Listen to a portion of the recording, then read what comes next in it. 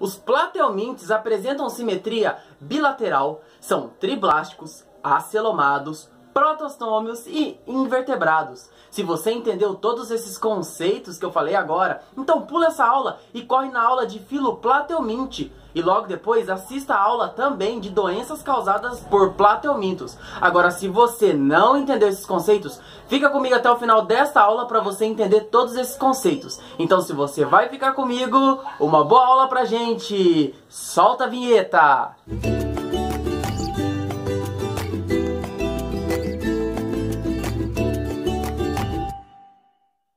Nessa aula de introdução à zoologia, a gente vai estar estudando as características dos animais, os filos, os critérios gerais de classificação e uma visão geral. Então vamos falar de características dos animais. A primeira característica que eu vou falar é a característica de ser eucarionte. Eu é verdadeiro e carion é uma membrana que delimita o núcleo, a carioteca. Então, eucarionte são os indivíduos que possuem a carioteca. E por possuir essa carioteca, nós, animais, nossas células, as células que compõem o nosso corpo, possuem núcleo. Logo, as nossas células são células nucleadas. Uma outra característica que define os animais é a presença de mais de uma célula, de várias células compondo o corpo, as estruturas que formam o indivíduo. Logo, esses indivíduos são multicelulares, também chamados de pluricelulares. Nós animais, nós somos heterotróficos, podendo ser chamado também de heterótrofo. O que isso quer dizer? Isso quer dizer que nós precisamos se alimentar do meio, buscar os nossos nutrientes e os nossos carboidratos no meio, se alimentando de outros indivíduos. Uma outra característica que define muito bem o grupo dos animais é a presença da blástula. Mas o que é a blástula? Bem, no desenvolvimento embrionário, o embrião passa por várias etapas. E ao longo dessas etapas, esse embrião ele vai recebendo diferentes nomes. E um desses nomes é a blástula. Os animais apresentam essa etapa embrionária, que é a etapa de blástula. Beleza? Vamos agora estar falando dos filos, que na realidade são 9. O primeiro filo é o filo dos poríferos, que são as esponjas. Depois vem os quinidários. Os quinidários são as águas-vivas, os pólipos. Depois vem os plateumintos, que são as tênias, as planárias. Logo depois vem os nemateumintos, que são as lombrigas. Depois os moluscos. Os moluscos são as lulas, os polvos, os caracóis, as lesmas. Depois vem os anelídeos. Os anelídeos são as minhocas. Depois os artrópodes. Os artrópodes são os insetos, os escorpiões, as aranhas. Depois vem os equinodermas. Os equinodermas. Os equinodermas são as estrelas do mar, pepino do mar, ouriço do mar. E por último, o filo que a gente faz parte, que é o filo dos cordados. Representantes desse filo são os peixes, os anfíbios, os répteis, as aves e nós, mamíferos. Beleza? Agora a gente vai estar falando sobre os critérios gerais de classificação. O primeiro critério de classificação que a gente vai falar é sobre a simetria corporal. A simetria corporal pode ser de 3 formas: assimétrico, uma simetria radial ou uma simetria bilateral. A gente vai começar falando o que é um indivíduo, um animal assimétrico. Um animal assimétrico é um animal que não possui simetria, ou seja, quando é traçado planos de corte nesse animal, ele não apresenta nenhuma simetria. Já uma simetria radial, que é a simetria que as estrelas do mar, por exemplo, apresentam, é uma simetria que existe um eixo central e todas as extremidades ou várias extremidades do corpo desse animal apresentam simetria. Então é uma simetria radial. E tem a simetria bilateral, que é a nossa simetria, que quando traça-se um plano de corte em animais como nós, consegue então dividir o nosso corpo em 2 partes iguais. Por isso que é uma simetria bilateral. Um outro critério de classificação é em relação aos folhetos embrionários. Dessa forma, pode-se então classificar os indivíduos em animais diblástico ou em animais triblástico. Os indivíduos diblástico possuem 2 folhetos embrionários, que é a endoderma e a ectoderma. Já os indivíduos triblásticos, eles possuem 3 folhetos embrionários, que são ectoderme, mesoderme e endoderme. Então, só os indivíduos triblásticos que possuem a mesoderme. Usando o celoma como critério de classificação, podemos classificar os animais em 3 formas. Os animais podem ser acelomados, blastocelomados ou pseudocelomados e celomados. Quer entender melhor esse assunto? Bora ver uma imagem? Nessa imagem a gente vai entender melhor o que são os indivíduos acelomados, os pseudocelomados ou blastocelomados e os indivíduos celomados. Note nessa imagem que a ectoderme está representado por uma cor azul, a mesoderme está representado por uma cor vermelha e a endoderme está representado por uma cor amarela. Vamos entender então o que é um celoma. Um celoma é uma cavidade interna do corpo dos animais que é totalmente revestida pela mesoderme. Note nesse animal celomado. Note que tem essas 2 faixas brancas. Essas faixas brancas são cavidades, são buracos que tem dentro do corpo animal. Note que esses buracos, que essa cavidade, ela é totalmente revestida pela mesoderme. Note que o que reveste ela sempre é a mesoderme em vermelho. Então, os animais celomados possuem essa cavidade que é o celoma, que é totalmente revestido pela mesoderme. Já os animais pseudocelomados possuem um pseudoceloma. O que é o pseudoceloma? O pseudoceloma é um falso celoma. Por que é um falso celoma? Porque parte desse pseudoceloma é revestido pela mesoderme. Porém, esse pseudoceloma, essa cavidade, ela possui parte tendo contato com a endoderme. Então, ela não é totalmente revestida pela mesoderme como um celoma verdadeiro. Por isso que existem os animais blastocelomados ou pseudocelomados. Por último, existem também os animais acelomados, que não possuem celoma nem um pseudoceloma. Por quê?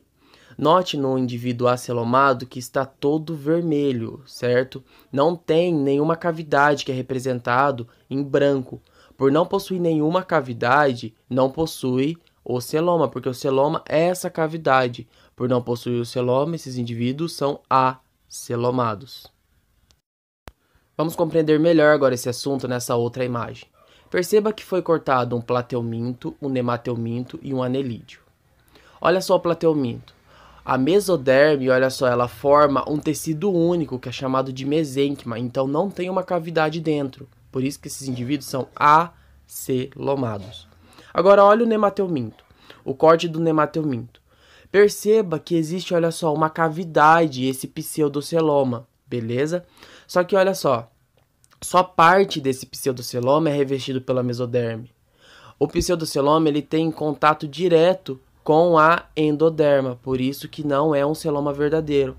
Já o anelídeo, olha só essa minhoquinha cortada, a cavidade, esse celoma, é totalmente revestido pela mesoderme em todos os lados, em todas as regiões.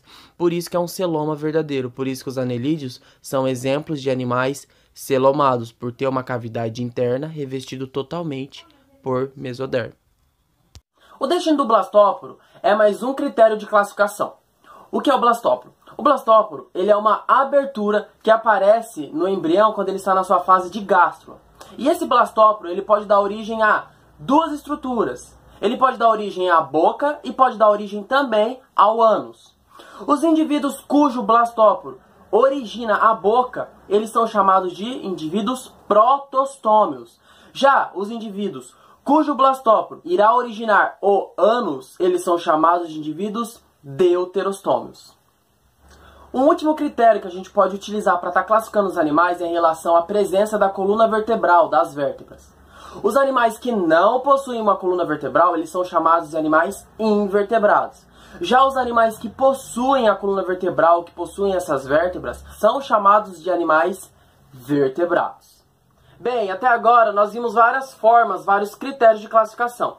Mas agora nós vamos ver uma visão geral, ou seja, a gente vai aplicar os critérios de classificação que a gente viu até agora nos filos, ver quais filos possuem quais critérios de classificação. Para isso, eu convido você a ver uma imagem. Bora lá?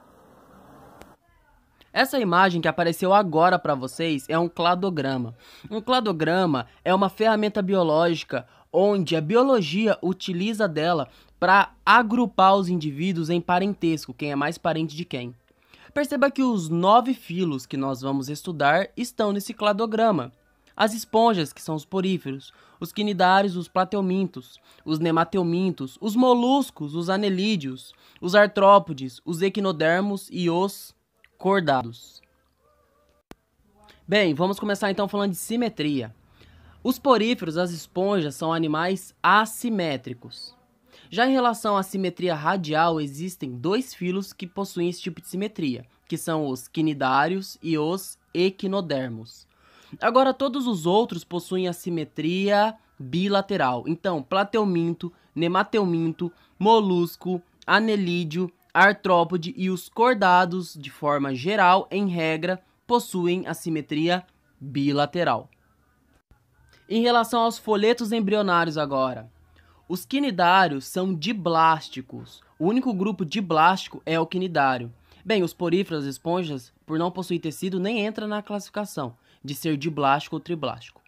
Já os indivíduos triblásticos são todos os restos: plateuminto, nemateuminto, molusco, anelídeo, artrópode, equinodermo e cordado. São todos triblásticos.